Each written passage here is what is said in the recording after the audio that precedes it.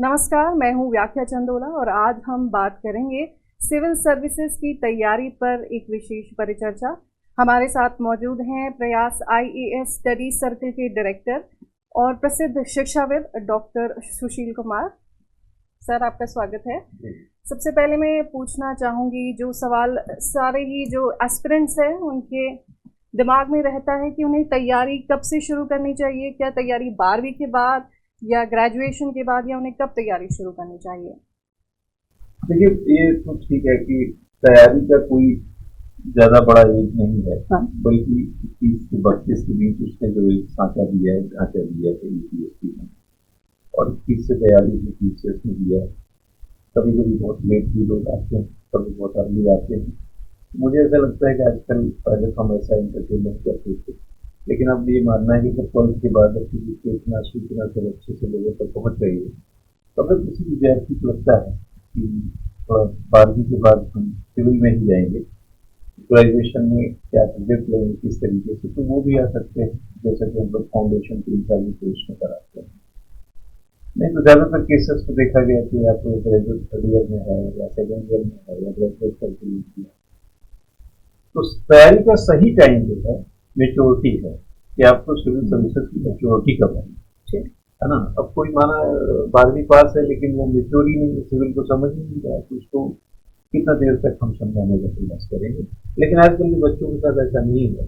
तो मुझे लगता है कि 12वीं से जो करना चाहते हैं उनके लिए भी ऑप्शन खुलेंगे, ग्रेजुएशन 1-2 साल कर चुके हैं उनके लिए भी ऑप्शन खुलेंगे, और ग्रेजुएशन कर चुके हैं उनके लिए भी है, और जो ग्रेजुएशन के बाद न जाने कितनी और कोर्स कर चुके हैं उनके लिए भी है। तो जो जहाँ से आएगा, यात्रा थोड़ी सी गंभीर है इसमें, तो 1.5 साल की कम से कम चाहिए, लेकिन 12वीं के बाद 3 साल अच्छा। एक सवाल जो एस्पिरेंट्स के मन में रहता है कि उन्हें तैयारी के लिए अपने आप को कितना समय देना चाहिए एग्जाम लेने से पहले? तैयारी के लिए मुझे लगता है कि डिपेंड करता है कि जैसे अभी मैंने कहा कि अगर जैसे कोई मेच्योर 20-25 साल का है तो फिर 2 साल अच्छा। 2 साल।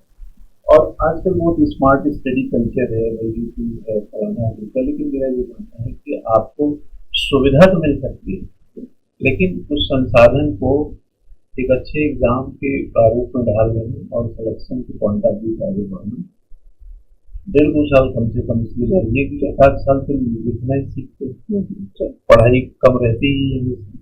तो एक अच्छा क्योंकि वो है जो 1.5-2 साल मेच्योरिटी के साथ पढ़ता भी है, लिखता भी है, और कॉम्पिटिटिव पॉइंट ऑफ व्यू समझ के तैयार।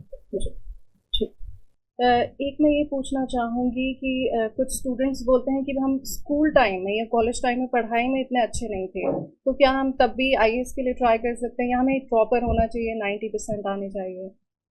आपका क्या ख्याल है? जो देखिए, टॉपर वगैरह अगर ऐसा होता तो आप ऐसा समझिए कि सीबीएसई बोर्ड का जब भी रिजल्ट आता है तो 90% से ज्यादा 5-6 लाख रुपए, तो फिर तो सारी चीजें भी बढ़ जानी चाहिए।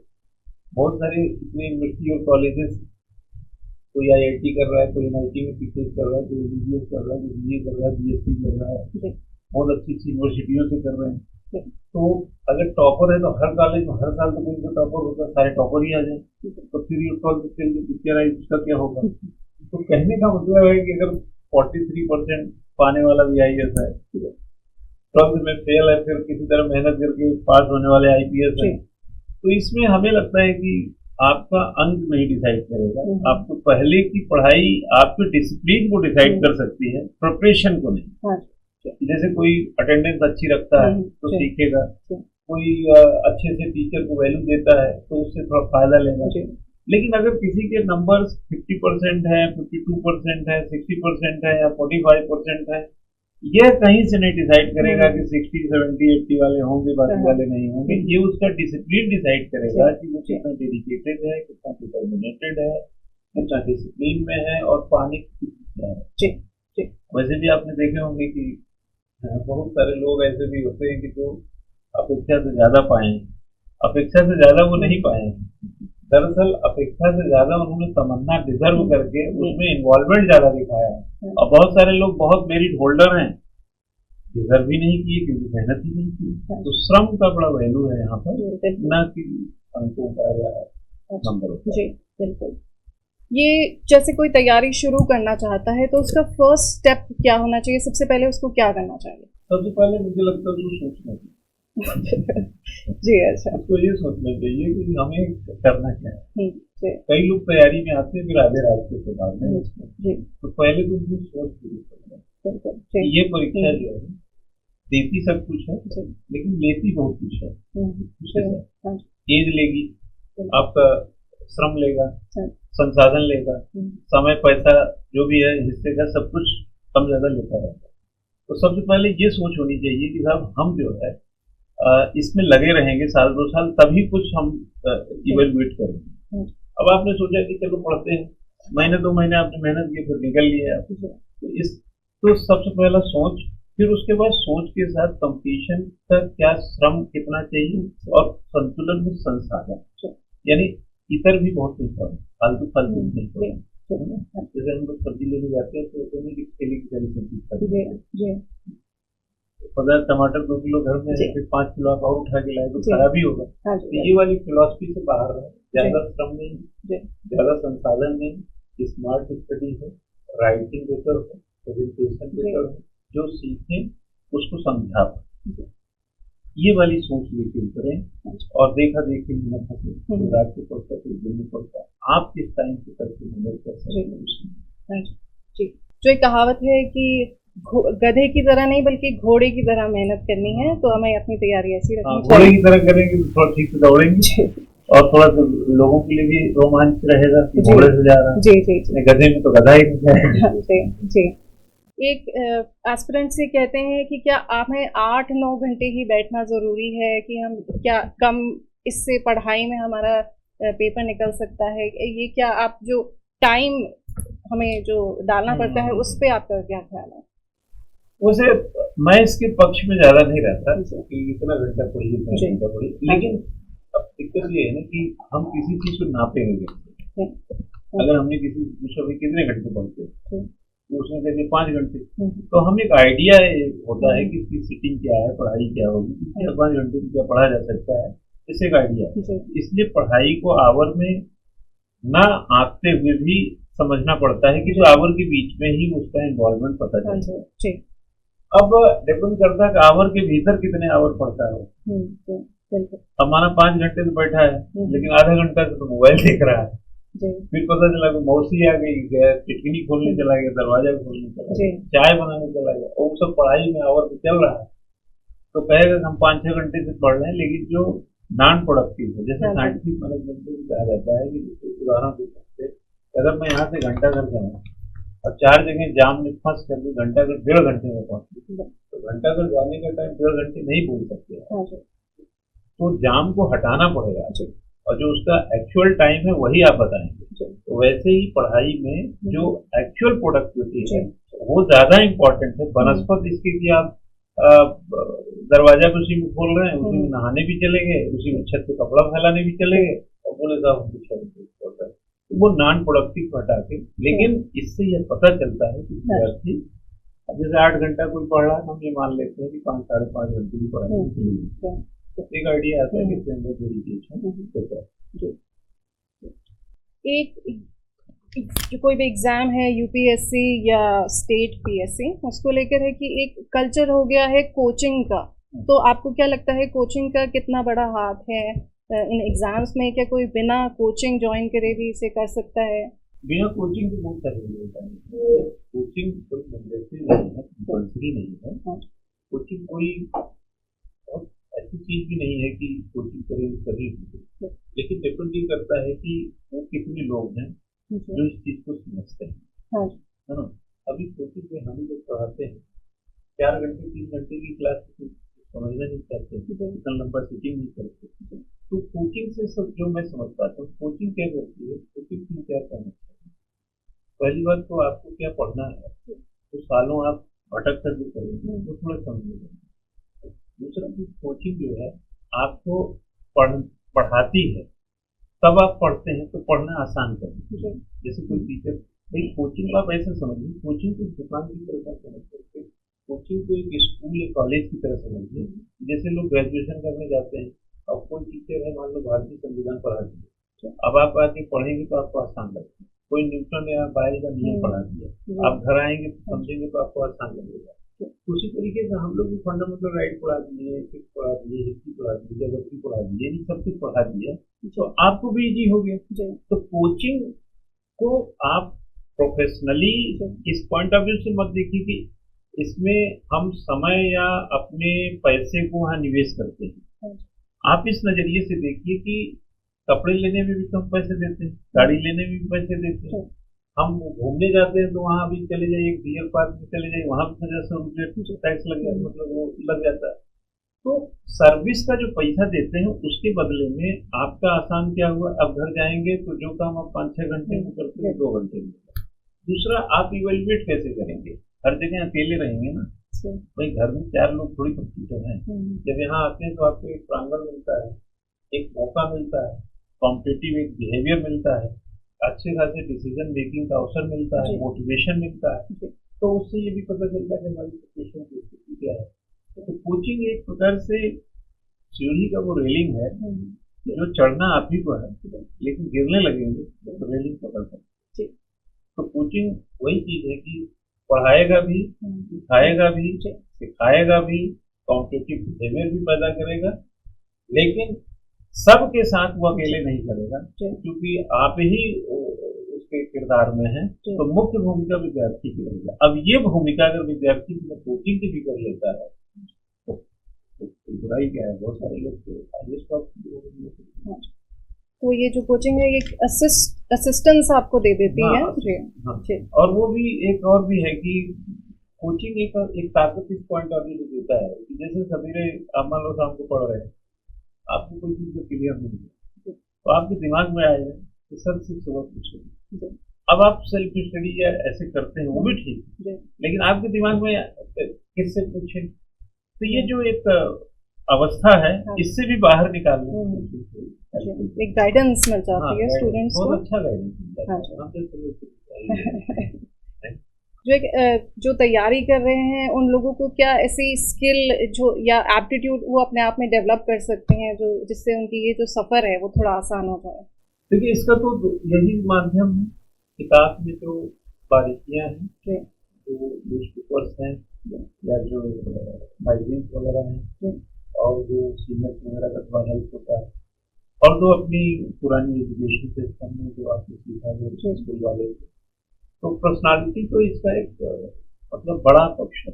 अगर आपके पास व्यक्तित्व नहीं है, व्यक्तित्व तो व्यक्ति है, व्यक्तित्व नहीं है, व्यक्तित्व सब है, वो भी घूम रहे सड़क पे, एक अक्षर नहीं पढ़ते, बट व्यक्तित्व नहीं है। तो सिविल सर्विसेज या पीछे का एक ऐसे लोकेशन है जिसमें व्यक्तित्व की तलाश है, व्यक्ति नहीं।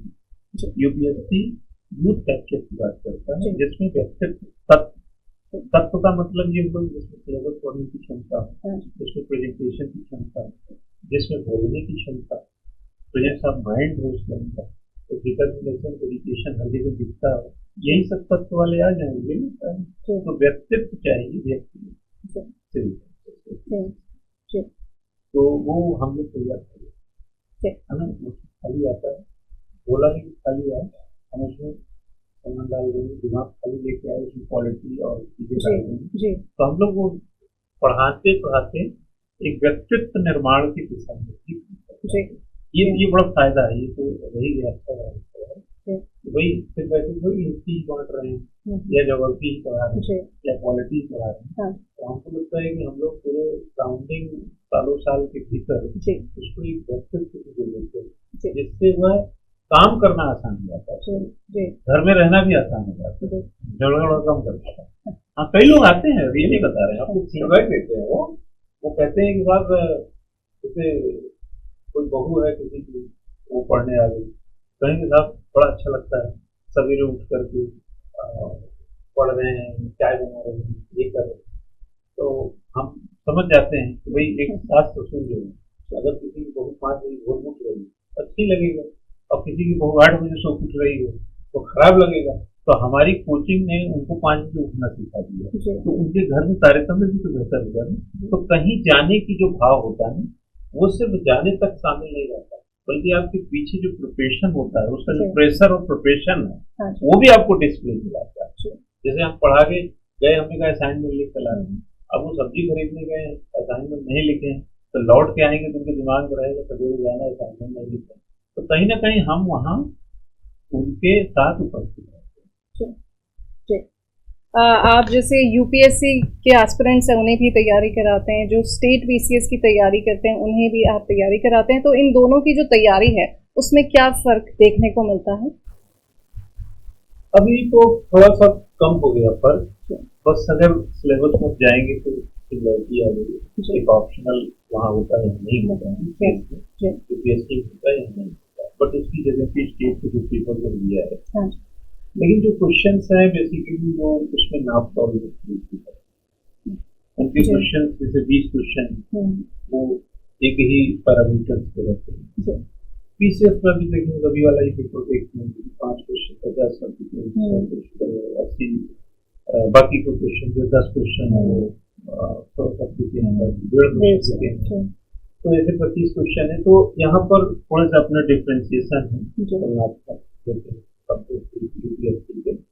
लेकिन हमें लगता है कि प्रिपरेशन दोनों को ठीक से करनी चाहिए। ये प्रेजेंटेशन सिलेबस वही है, प्रिपरेशन वही है, प्रेजेंटेशन अलग। जैसे मैंने आपको एक गिलास पानी दिया, किसी को लोटे में पानी दिया, पानी साफ होना चाहिए, बस पात्र बदला गया, तरीका बदला। तो क्या दोनों की तैयारी एक साथ की जा सकती है? अब तो कर सकते हैं, पहले भी हम लोग कराते ही थे थोड़ा डिफरेंस के साथ, क्योंकि डिफरेंस को ठीक कर दिया जाता है। लेकिन अब तो और ज्यादा जरूरत है, अब तो कंसेप्ट हो, फैक्ट हो या उसका इंटेंसिव एनालिसिस एप्लीकेशन सब एक जैसा ही रहता है। थोड़ा मैंने बोला कि जो मोड है क्वेश्चन पूछने का उसमें डिफरेंसेस है, बाकी सिलेबस समझने में कोई बेसिक ऐसा कोई खास नहीं कर सकता, इसलिए करना चाहिए साथ में। अगर एज है किसी का तो दोनों करो, ना भी है तब भी करो, क्योंकि पढ़ना तो वही। अच्छा, एक जो सिविल सर्विसेज का जो ऑप्शनल पेपर होता है उसके बारे में लोगों के काफ़ी सवाल रहते हैं कि उन्हें कौन सा सब्जेक्ट चुनना चाहिए, जिसमें उन्होंने ग्रेजुएशन किया है या कोई अलग ही सब्जेक्ट। जैसे लोग यूजुअली ज्योग्राफी चुनते हैं कि वो ज़्यादा स्कोरिंग ऐसे कहा जाता है, तो आपका क्या ख्याल है इस बारे में? नहीं, वो तो ठीक है, सब्जेक्ट तो लेकिन 3 के कारणों से चुनना चाहिए। स्कोरिंग है लेकिन उनको आता है, स्कोरिंग तो मैथ है,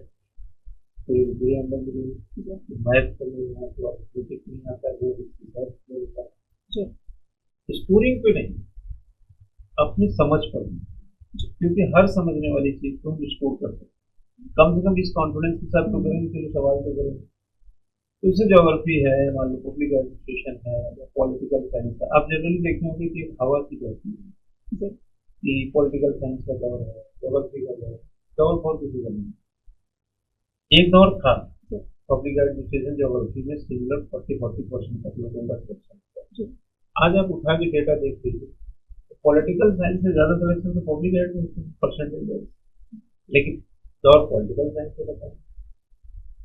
ज्योग्राफी का सिलेक्शन आप देखें, हिस्ट्री का हम कह रहे हैं सिलेक्शन का, कई विषयों से हिस्ट्री का सिलेक्शन बेटर है, लेकिन लोग कहेंगे हिस्ट्री बड़ा लेंदी है। हम कह रहे लेंदी हो तो क्या होगा, लेकिन अगर सिलेक्शन आपको मिल रहा है तो क्या बुराई? आपको सिलेक्शन चाहिए कि लेंदी और सरल देख रहे हैं, चाहे सोशियोलॉजी, चाहे पॉलिटिकल साइंस, चाहे ज्योग्राफी, चाहे पब्लिक एडमिनिस्ट्रेशन या हिस्ट्री, या हम कह रहे हैं साइकोलॉजी, फिलॉसफी और भी सब्जेक्ट। अगर आपका इंटरेस्ट बहुत अच्छा है तो आप किसी में भी आप जाके देखेंगे कि नंबर 1-2% के डिफरेंसेस आते हैं। 10 पॉइंट समथिंग अगर पॉलिटिकल साइंस के तो 10 पॉइंट समथिंग पब्लिक एड निकल जाएगा, वहीं आसपास ज्योग्राफी निकल जाएगा, ऐसे हैं। तो यह एक प्रकार से इशू क्रिएट किया जाता है कि ज्यादा वो है। मेरे हिसाब से जो आपको पसंद है वो पढ़ना चाहिए, और साथ साथ ये देखना चाहिए कि अगर आप उस विषय को पढ़ाने वाला मिल जाए, उसके रिसोर्स अच्छे मिल जाए और हम उसमें हमारा इंटरेस्ट हो। सबसे मेन चीज है कि सब कुछ है, आपका इंटरेस्ट ही नहीं है। बारात बगल में ही है लेकिन हमारा जाने का मन ही नहीं है ना। कपड़े भी प्रेस हैं, कोट टाई सब कुछ है, लेकिन मेरा मन नहीं है जाने का। तो बारात तो हमारे घर के बगल से गुजर रही, हमें क्या फर्क पड़ता है। तो वैसे ही चाहे रिसोर्स अच्छे हो, टीचर अच्छे हो, नंबर भी बहुत अच्छे मिलते हैं, लेकिन हमारा इंटरेस्ट नहीं। हमारे क्लास में बहुत सारे स्टूडेंट हैं जो मैं पब्लिक एडमिनिस्ट्रेशन पढ़ाता हूँ, तो पब्लिक एड पढ़ते हैं, कुछ का पॉलिटिकल साइंस है, कुछ का सोशोलॉजी भी है। अब मैं उनको ये थोड़ी कह सकता हूँ कि तुम सोशोलॉजी मत लो, तुम ये मत लो, वो मत लो। हमने कहा ठीक है, अपना ज्योग्राफी भी है कई लोगों का, तो हिस्ट्री भी है, तो हमने कहा कि भाई जो तुम्हारा इंटरेस्ट है पढ़ो, बस ये है कि उसकी डिमांड को सप्लाई कर दो ताकि सिलेक्शन मिल जाए। सब्जेक्ट तुमको आगे नौकरी में क्या करना है, तो एक मानस है। मैं हल्के में बताया इसको थोड़ा हल्के में बताया, इसलिए हल्के में बताया क्योंकि इसकी गंभीरता जो है ना नुकसानदेह है।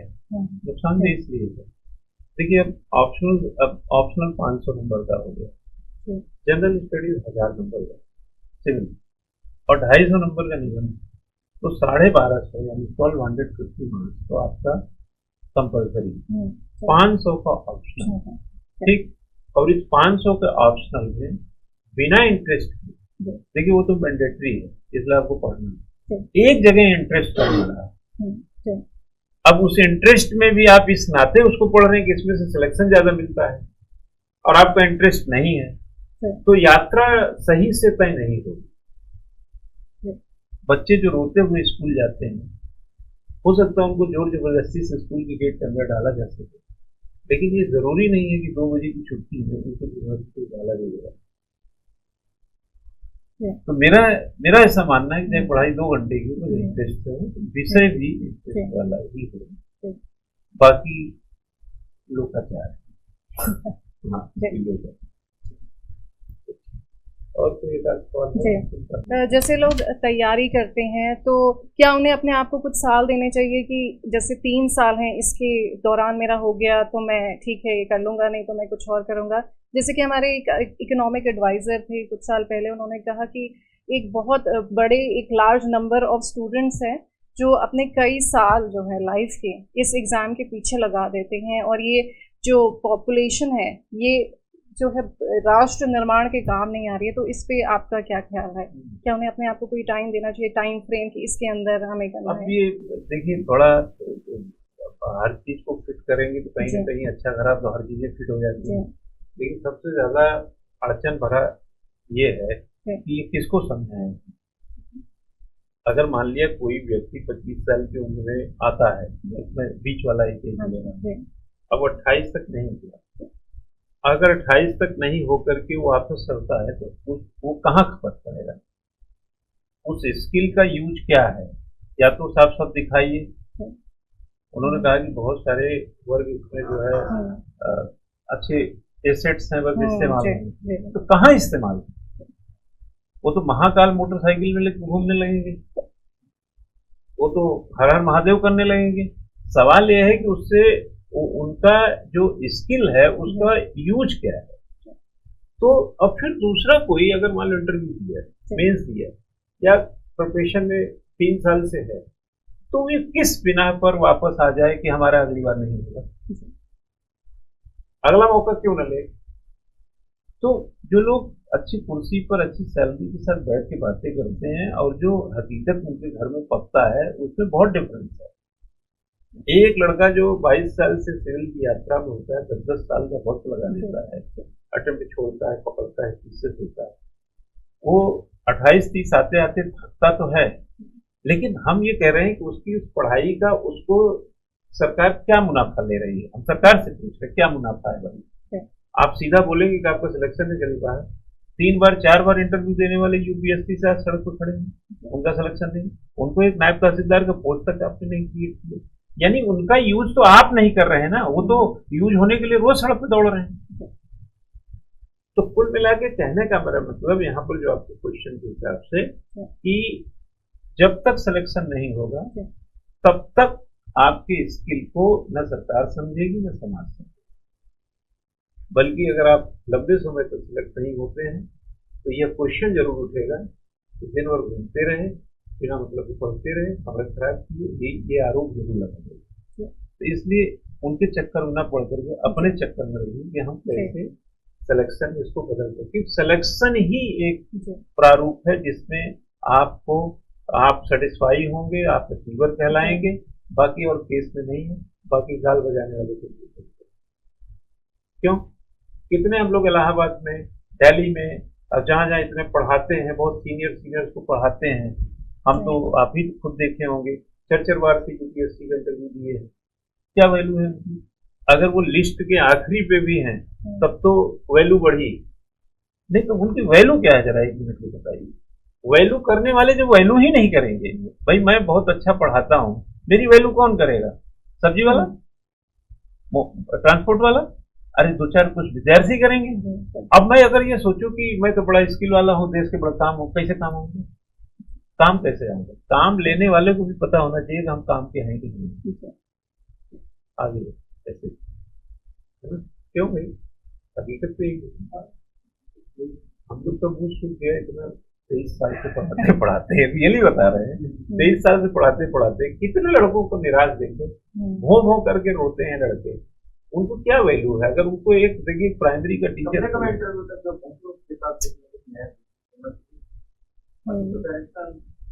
अरे भाई ये देखिए क्या है ना, हम एक एसेट हैं भाई, आप 2 बार 3 बार इंटरव्यू दे रहे हैं, you are asset of India, ये इंडिया को सोचना है भाई। मुझे एक माना एक टीचर चाहिए, तो ये मैं सोचूंगा ना कि मेरे लिए, मेरी संस्था के लिए कौन शिक्षक ठीक है।